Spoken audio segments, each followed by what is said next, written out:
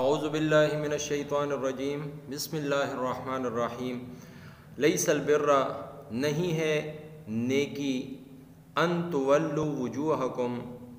کہ منہ کرو اپنا قبل المشرق مشرق کی طرف والمغربی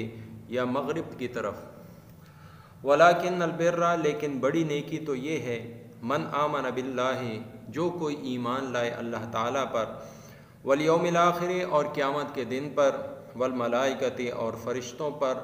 والکتابی اور سب کتابوں پر والنبیین اور پیغمبروں پر وآت المال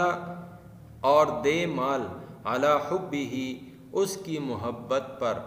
ذوی القربہ رشتہ داروں کو والیتامى اور یتیموں کو والمساکین اور محتاجوں کو وابن السبیل اور مسافروں کو والسائلین اور مانگنے والوں کو وفی الرقاب اور گردنیں چھوڑانے میں واقام الصلاۃ اور قائم رکھے نماز وآت الزکاۃ اور دیا کرے زکوٰۃ والموفون اور پورا کرنے والے بعہدہم اپنے قرار کو اذا عاہدوا جب عہد کر لیں والصابرین اور صبر کرنے والے فی البأساء سختی میں والضراء اور تکلیف میں وحین البأس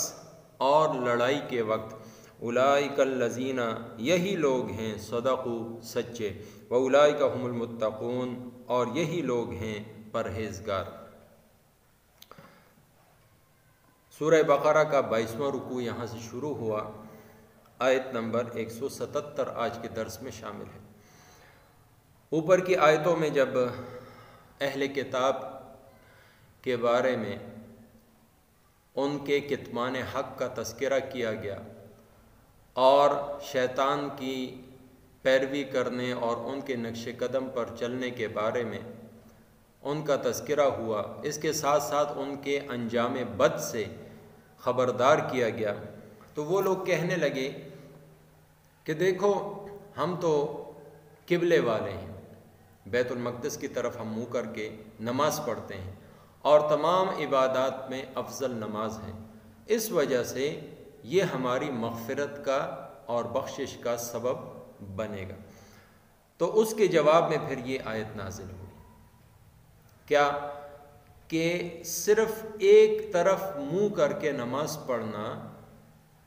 یا کسی ایک خاص طرف میں اور ایک جہت میں منہ کرنا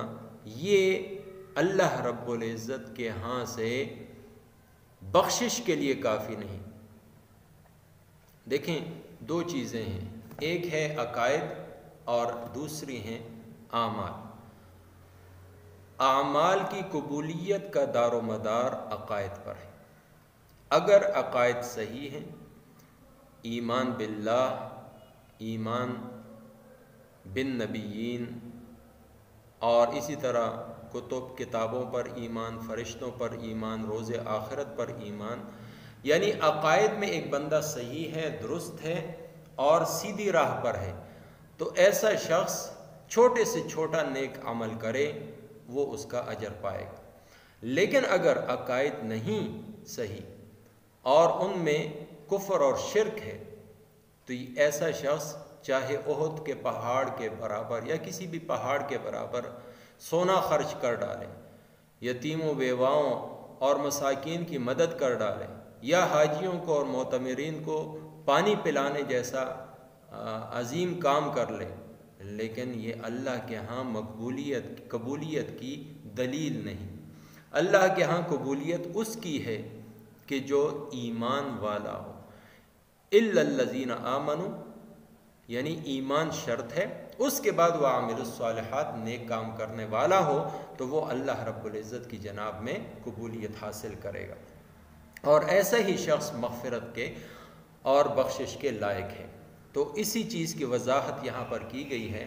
کہ صرف ایک عمل کو باعث نجات سمجھنا یہ اس صورت میں بالکل بھی درست نہیں جب کہ اللہ پر، کتابوں پر، فرشتوں پر اور روز آخرت پر اور پیغمبروں پر ایمان ہی نہ ہو یا ایمان میں ملاوٹ ہو۔ اللہ رب العزت کی توحید کو نہ مانتا ہو، شرک کرتا ہو۔ اسی طریقے سے قیامت کے دن کو روز جزا و سزا کا اس طرح دن ماننا کہ ہماری تو اللہ کے ہاں سے گردن خلاصی ہو جائے گی، ہمارے بڑے ہمیں چھڑا لیں گے، یہ من چاہا یعنی اپنے دل کے خواہشات پر مبنی ایک عقیدہ ہے جو درست عقیدہ نہیں۔ اسی طرح فرشتوں کو اللہ کی بیٹیاں قرار دے، تو فرشتوں کو تو مان رہا ہے لیکن اس طرح نہیں مان رہا جس طرح اللہ اور اس کے رسول علیہ الصلاۃ والسلام نے بتایا۔ اسی طریقے سے کتابوں میں پر جو ایمان ہے، ایک کو مانے دوسری کو نہ مانے۔ انبیاء 1,24,000 ہیں، ان میں سے کسی کو مانے کسی کو نہ مانے، یا آخری پیغمبر کے بعد نبی علیہ الصلاۃ والسلام کے بعد حضرت محمد صلی اللہ علیہ وسلم خاتم النبیین کے بعد کسی اور کو پیغمبر مانے، تو اب اس شخص کے عقائد درست نہیں ہیں۔ اب اگر یہ اچھے سے اچھا عمل کرے، وہ نماز جیسا عمل ہی کیوں نہ ہو، کسی خاص رخ میں منہ کر لینا یا بیت المقدس کی طرف رخ کر کے نماز ہی کیوں نہ پڑھتا ہو، تو وہ اللہ کے ہاں قبولیت کا سبب نہیں بنے گا۔ اسی طریقے سے جب عقائد درست ہیں تو اس کے بعد اللہ کی محبت میں وہ مال دینے والا ہو، کس کو اپنے رشتہ داروں پر تقسیم کرے، اپنے رشتہ داروں میں، برادری میں، اسی طریقے سے محلے میں، گاؤں میں، علاقے میں یتیم ہوں، مسکین ہوں اور کوئی مسافر آ جائیں تو ان کے اوپر خرچ کرنا، کس لیے؟ خالص اللہ رب العزت کی رضا کے لیے، بیچ میں اس کا کوئی اور مقصد نہ ہو، ریاکاری نہ ہو، لوگوں کو دکھانا نہ ہو، شہرت نہ ہو، بلکہ اللہ رب العزت کی رضا ہو۔ اور اسی طریقے سے کوئی ان سے مانگے تو ان کو جھڑکے نہ، بلکہ ان کو اپنی وسعت کے مطابق ان کو کچھ نہ کچھ دے اور ان کی امداد کرے۔ وفر رقاب، اسی طریقے سے کسی ظالم جابر کے ہاں یا کفار کے ہاں مسلمان قید ہوں تو ان قیدیوں کو چھڑانے کے لیے پیسے لگائے، فدیہ دے۔ یا اسی طریقے سے اگر ایک شخص مقروض ہے اور قرضہ ادا نہیں کر سکتا، اس کے قرضے کی ادائیگی کے لیے وہ مال خرچ کرتا ہے، یہ اس صورت میں کہ جب اس کے عقائد درست ہیں تو یہ اللہ کے ہاں بہت بلند ترین اعمال ہیں۔ وَأَقَامَ الصَّلَاةَ وَآتَى الزَّكَاةَ، اس کے ساتھ ساتھ مالی عبادت جو فرض ہے وہ بھی کرتا ہو یعنی زکوٰۃ دیتا ہو، اور بدنی عبادت یعنی نماز بھی صحیح معنوں میں با جماعت ادا کرنے والا ہو۔ وَالْمُوفُونَ بِعَهْدِهِمْ إِذَا عَاهَدُوا، اور جب وہ کوئی اقرار کر لیں، کوئی وعدہ کر لیں تو اس وعدے کو پورا کرے، اور جب ان کو کوئی تکلیف پہنچے، کوئی بیماری آئے، کوئی سختی آئے، کوئی آفت آ جائے یا کوئی جنگ ان کے اوپر مسلط ہو جائے، تو اس صورت میں یہ صبر کا دامن ہاتھ سے نہیں چھوڑتے۔ تو یہ گویا کہ وہ اخلاق ہیں جس کا اللہ رب العزت درس دے رہے ہیں کہ ایمان باللہ اور جملہ جتنے امور ضروریات دین میں داخل ہیں ان پر ایمان ہو، اس کے بعد یہ سارے نیک اعمال کرنے والا ہو، تو حقیقت میں نیکی اس کو کہتے ہیں۔ عقائد درست نہ ہو پھر نیک اچھا عمل کرتا ہے تو اس کا فائدہ اس کو آخرت میں کوئی نہ ہوگا، اور اگر ایک کافر نے اچھے اعمال کیے ہیں دنیا میں تو اس کو اس کا بدلہ دنیا ہی میں دے دیا جائے گا، لیکن آخرت کا جو بدلہ ہے وہ وَمَا لَهُ فِي الْآخِرَةِ مِنْ خَلَاقٍ، ایسے لوگوں کے لیے آخرت میں کوئی حصہ نہیں۔ حصہ ان لوگوں کے لیے ہے جنہوں نے دنیا میں اچھے عقائد، صحیح عقائد کو اپنایا